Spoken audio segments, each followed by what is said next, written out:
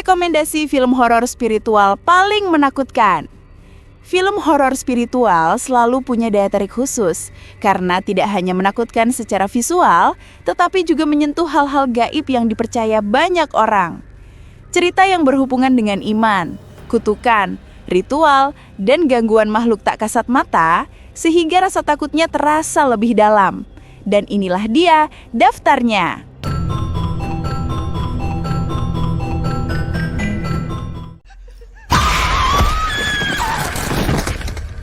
Incantation 2022 adalah film horor found footage asal Taiwan yang menggabungkan teror supranatural dengan rasa bersalah dan kutukan keluarga. Ceritanya mengikuti seorang ibu bernama Lee Ronan yang berusaha melindungi putrinya dari kutukan yang dipicu oleh kejadian masa lalu ketika Ronan dan teman-temannya melanggar aturan ritual sebuah kultus misterius. Dari segi cerita, film ini efektif membangun ketegangan melalui pengungkapan bertahap, menggabungkan rekaman masa kini dan masa lalu sehingga setiap informasi baru terasa menambah tekanan psikologis. Struktur naratifnya dibuat seperti dokumenter, menjadikan penonton seolah bagian dari proses investigasi sekaligus korban yang berpotensi terkena kutukan.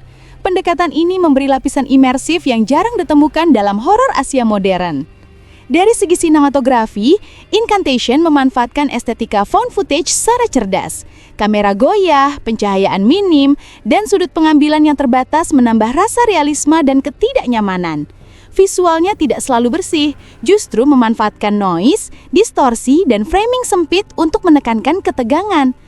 Adegan ritual dan simbol-simbol keagamaan lokal digarap dengan detail yang menambah nuansa mistis yang otentik.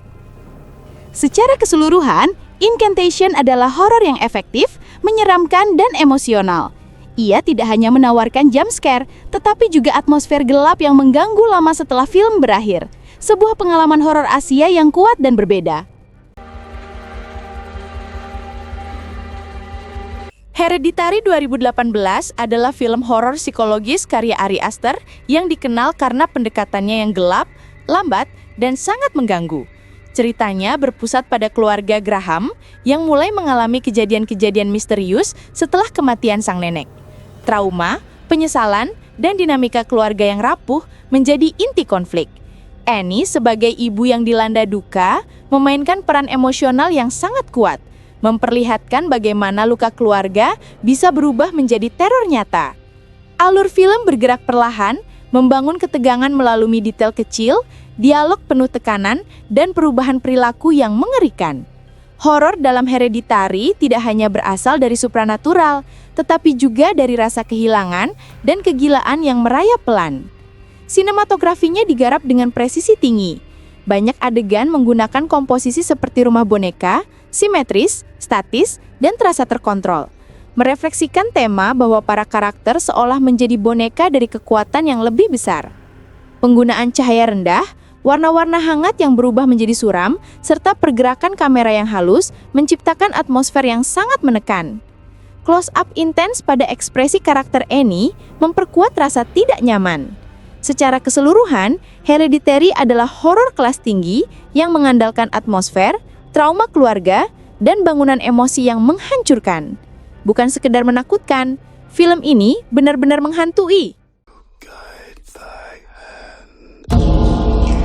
The Witch 2015 adalah film horor periode karya Robert Eggers yang menampilkan teror psikologis melalui suasana, bukan sekedar jump scare. Berlatar pada abad ke-17 di New England, film ini mengikuti sebuah keluarga Puritan yang diusir dari koloninya dan harus hidup di tepi hutan misterius. Ketika kejadian-kejadian aneh mulai menimpa, dari hilangnya bayi hingga perubahan perilaku anak-anak, ketegangan dalam keluarga meningkat, terutama terhadap Thomasin yang perlahan menjadi sasaran kecurigaan. Dari segi cerita, film ini menggali tema paranoia, fanatisme agama, dan kehancuran keluarga yang lahir dari ketakutan. Narasinya bergerak lambat, namun setiap adegan penuh tekanan emosional dan simbolisme. Sinematografi The Witch menjadi kekuatan utama. Dengan pencahayaan natural, sering hanya dari lilin atau cahaya matahari, visualnya terasa autentik dan muram, memperkuat kesan dunia keras dan penuh ketidakpastian. Pengambilan gambar statis dan komposisi simetris menciptakan rasa terjebak, seolah karakter tidak pernah benar-benar aman. Warna kusam dan lanskap hutan yang dingin menambah nuansa suram yang mengintimidasi. Musik dan desain suara yang minimalis namun disturbing semakin memperdalam atmosfer gelap tersebut. Secara keseluruhan, The Witch adalah film horor art house yang menekankan atmosfer dan psikologi, menghadirkan kisah menyeramkan yang lambat, elegan, dan menghantui lama setelah film berakhir. Midsommar 2019 adalah film psikologis horor folk karya Ari Aster yang memadukan trauma emosional dengan kengerian budaya dalam balutan cahaya terang yang menipu. Ceritanya mengikuti Dani, Florence Pugh, yang sedang berduka setelah tragedi keluarga ketika ia ikut pacarnya, Christian, dan teman-teman mereka ke sebuah festival musim panas di komunitas pagan terpencil di Swedia. Dari segi cerita, film ini perlahan mengungkap dinamika hubungan toksik, rasa kehilangan, dan kebutuhan Dani akan tempat untuk merasa dimiliki. Horornya tidak hadir dalam gelap, tetapi melalui ritual penuh senyum dan tradisi mengerikan yang dibalut keramahan. Alurnya lambat, namun stabil membangun rasa tidak nyaman yang merayap. Secara sinematografi, Midsommar sangat menonjol. Hampir seluruh film berlangsung di siang hari dengan pencahayaan natural yang menciptakan kontras ironis antara keindahan dan kengerian. Komposisi gambarnya simetris, rapih, dan sering menggunakan wide shot untuk menampilkan lanskap hijau yang indah namun menakutkan. Warna-warna cerah, pakaian putih, serta set desain yang penuh simbol membuat setiap adegan terasa seperti lukisan ritual. Pergerakan kamera yang lembut memberi kesan hipnotis, seolah penonton ikut masuk ke dunia kultus tersebut. Secara keseluruhan, Midsommar adalah horor psikologis yang indah sekaligus mengganggu. Kisah tentang kehilangan, pengasingan, dan akhirnya penyatuan yang kelam. You know what she did?